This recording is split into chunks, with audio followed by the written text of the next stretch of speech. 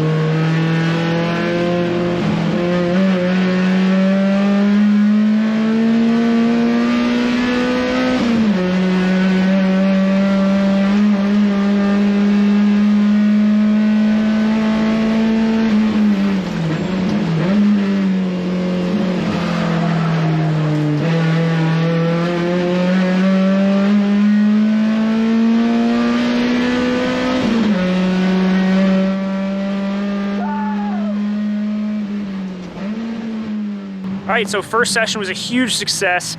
I went out hoping for a 204, and hopefully my video of the lab came out. I hope I got a video for you guys because I just did a PB of a 202.06, a full 0.6 seconds faster than my last time out. I'm feeling great, and it was a pretty bad lap too. The video's not gonna do me any favors. I had 2 passes in the front straight. I totally botched the last turn, and my line wasn't the best. So I know there's a ton of room for improvement. I think if I put a good lap together, I might have a 2-minute flat in me. I know the car has it, no questions about it. So I'm gonna keep my fingers crossed. Hope it doesn't get too warm outside today, and we'll see if I can put that together. Let's go check out some M3s. I think the 5th one just came off the track. I'm excited to look at these cars, and I'm betting you guys are too.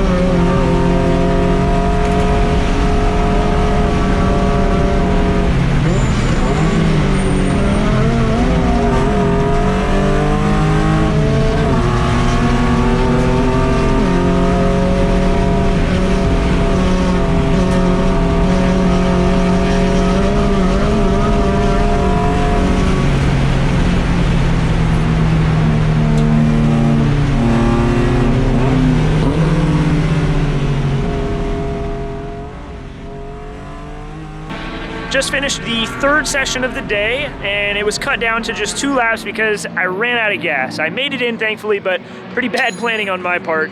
That's following the second session of the day, which a 991 GT3 blew its engine and sent oil all over the track, so we only got 1 lap in on session number 2. I just ran a 202.12, so I'm running real consistently. I've still been sitting in traffic, so I'm just hoping for a kind of a clear lap so I can run and get that 201, maybe get a 2 flat. I mean, that will take everything I've got in me, but I'm feeling really good today.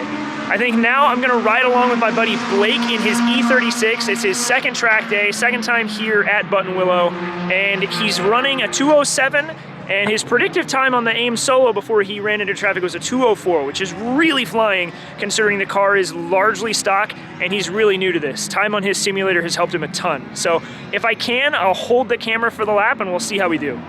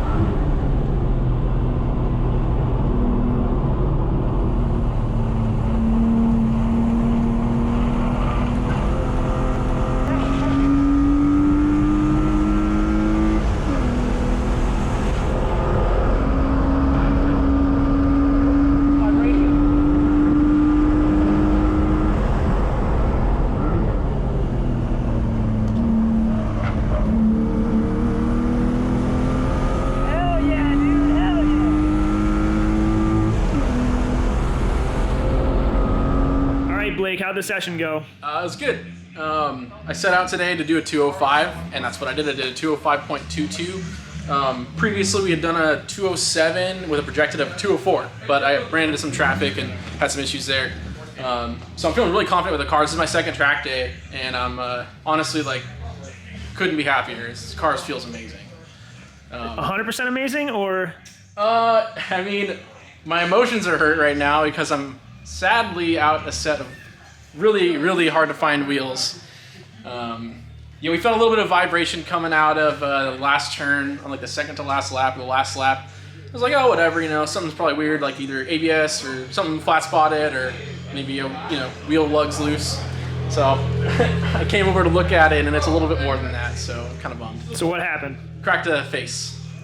It's a price you pay. I mean, these are old magnesium motorsport wheels, and it's always been in the back of my mind, and it's just, they look too cool to not track on, so I was like, you know, it'd be fun, I'll just do it. And the first track day I had no issues with them, and I guess it was inevitable. I mean, they were made in 2004, so they're a little old. I don't think they're ever run on a race car, so I was kind of like, you know, hoping that would be like the kicker that they would blast. But it is what it is, you know. Well, at least you look good while you're going fast. Yeah, that's racing, I guess. I mean, I don't know. So I'm not having the best of luck. I had an off at Phil Hill, and my muffler's out there somewhere. And I also managed to flat spot my tires, so I had to do a quick tire rotation. Last session just didn't really go my way. I'm still really fighting for that 201. I've got one session left today, coming up here in about an hour. Last time I was at Buttonwillow, my PB was the last session of the day, so I'm hopeful that's when I'll get it. Just need to get my stuff together. So I'm gonna keep my fingers crossed, and I'll be back in an hour. We'll see how it goes.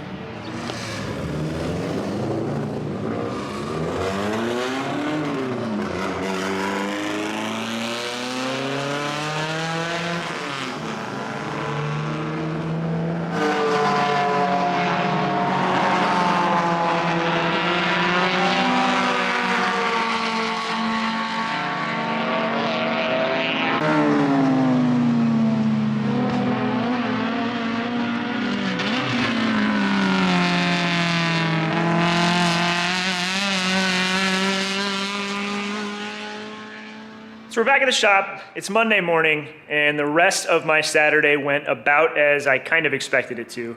I spent pretty much all of my last session of the day in traffic. I pulled into the pit twice to try to get some space and give myself room for a good lap, and that didn't work either time.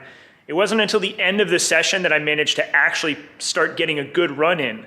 I looked down at the predictive time and I saw 201.4.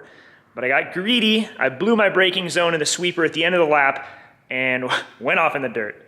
It ruined my lap, and by the time I got back to the pit, the race director told me that the session was pretty much over. It wasn't worth trying to go back out. So I did not get my 201, and I kind of let my emotions get the best of me. That's why I didn't film anything at the end of the day. I was frustrated. You know, when you really have your heart set on something like that and you know you can do it, sometimes it just leads to a lot of frustration.